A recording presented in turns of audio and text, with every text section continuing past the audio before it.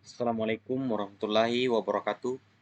Perkenalkan, nama saya Muhammad Ilham, NIM 192904279 dari kelas PTKF angkatan 2019. Nah, di sini saya akan memaparkan materi tentang spread spectrum. Nah, sebelum kita membahas tentang apa sih itu spread spectrum, kita harus tahu dulu apa sih itu modulasi. Nah, modulasi adalah proses di mana parameter gelombang pembawa diubah sesuai dengan sinyal pemodulasinya. Modulasi ada dua macam, yaitu modulasi sinyal analog dan modulasi sinyal digital. Kemudian, speed spectrum adalah sebuah metode komunikasi di mana semua sinyal komunikasi disebar di seluruh spektrum frekuensi yang tersedia. Nah, pada awalnya dikembangkan untuk kepentingan militer dan intelijen.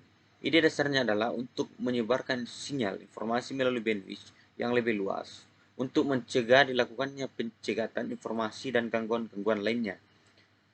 Istilah spread spectrum digunakan karena pada sistem ini sinyal yang ditransmisikan memiliki bandwidth yang jauh lebih lebar dari bandwidth sinyal informasi atau mencapai ribuan kali. Sebuah sistem spread spectrum harus memenuhi kriteria. Yang pertama adalah sinyal yang dikirimkan menduduki bandwidth yang jauh lebih lebar daripada bandwidth minimum yang diperlukan untuk mengirimkan sinyal informasi. Kemudian pada pengirim terjadi proses branding yang menebarkan sinyal informasi dengan bantuan sinyal kode yang bersifat independen terhadap informasi. Pada penerima, terjadi proses disbranding yang melibatkan korelasi antara sinyal yang diterima dan replika sinyal kode yang dibangkitkan sendiri oleh suatu generator lokal. Konsep modulasi spread spectrum. Nah, di sini kita dapat melihat gambar mengenai input data. Nah, gambar tersebut menyajikan tentang karakteristik kunci beberapa sistem spektrum penyebaran. Nah, input yang dimasukkan ke dalam suatu channel encoder yang menghasilkan sebuah sinyal analog dengan bandwidth sempit relatif di seputar beberapa frekuensi pusat.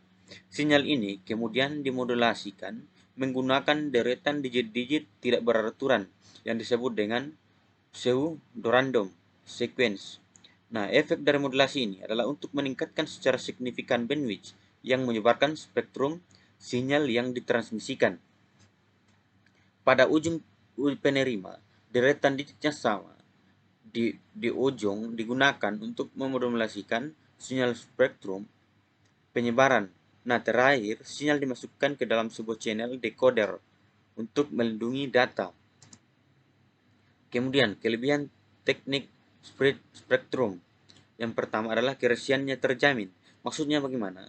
Keamanan informasi ada pada sinyal spread spectrum karena format transmisi berupa kode, menyebabkan sinyal spektrum tidak dapat ditangkap oleh penerima yang tidak dikehendaki karena penerima tersebut tidak mengetahui pada kode yang digunakan pada pengiriman. Kemudian, yang kedua adalah mampu menekan intervensi. Maksudnya adalah intervensi mendasari penciptaan dan pengembangan sistem spread spectrum. Secara garis besar, kemampuan penekanan terhadap intervensi didapatkan karena adanya penebar bandwidth transmisi. Pada sistem spread spectrum, kemampuan mengurangi atau menekan intervensi di jamming terjadi pada proses de-spreading. Proses ini dilakukan dengan mengkorelasikan sinyal spektrum dengan kode PN atau PRJ pada penerima. Kemudian, yang ketiga adalah daya yang rendah. Daya sinyal yang dikirimkan dapat dioperasikan pada daya yang lebih rendah. Sinyal yang dipancarkan dengan daya yang rendah menguntungkan dalam hal mengurangi intervensi pada sistem-sistem lain. Klasifikasi teknik modulasi speed spectrum. Yang pertama adalah Direct Sequence Speed Spectrum atau DSS. Kelebihannya adalah kinerja anti-jam dan noise yang sangat baik. Kemudian lebih sukar dideteksi. Nah, Sedangkan kekurangannya yang pertama adalah membutuhkan kanal pita lebar dengan saturasi fase kecil. Yang kedua adalah waktu akuisisi yang lama. Yang ketiga membutuhkan generator kode dengan rate yang tinggi. Kemudian ada masalah near-far. Kemudian ada frekuensi hopping spread spectrum atau biasa disingkat dengan FASS. Nah, fast frequency hopping ini adalah yang kedua adalah slow frequency hopping. Memiliki kelebihan FASS ini. Yang pertama adalah jumlah tebaran sangat besar.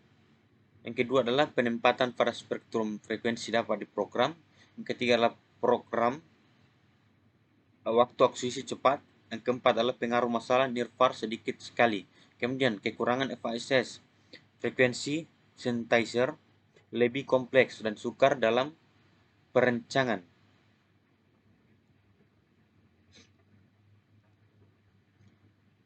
Nah, tadi kita kembali ke fast frequency hopping. Nah, fast frequency hopping ini merupakan pembawa frekuensi yang berubah-ubah dengan periode waktu tertentu. Sedangkan slow frequency hopping adalah terjadi jika satu atau lebih simbol atau pulsa dikirim pada interval waktu lompatan frekuensi. Kemudian, time hopping speed spectrum.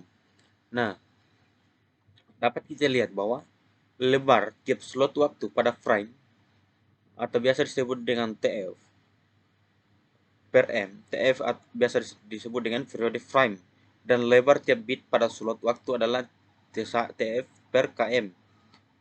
Nah, K sama dengan jumlah bit pesan dalam suatu frame. Secara sederhana TM per M atau TR sama dengan KTM. Ini menunjukkan bahwa lebar bidang isyarat yang dikirim adalah 2M kali lebar bidang pesan. Oleh karena itu, processing gain sistem lompatan waktu sebesar 2 kali slot waktu setiap frame jika digunakan modulasi V-phase dan seperempat bila digunakan modulasi Void Rephase. Kemudian, hybrid spread spectrum. Nah, sistem ini dibuat karena sistem spektrum tersebar yang dapat sebelumnya memiliki kelemahan. Dapat kita lihat bahwa isyarat data pertama disebar dengan menggunakan runtun PN, sistem runtun langsung. Isyarat tersebar kemudian dimodulasi pembawa yang frekuensi melompat-lompat sesuai dengan runtun PN lainnya. Sebuah detak digunakan untuk menjamin hubungan yang tetap antara kedua runtun PN. Itulah tadi pemaparan mengenai speed spectrum. Sekian, wassalamualaikum warahmatullahi wabarakatuh.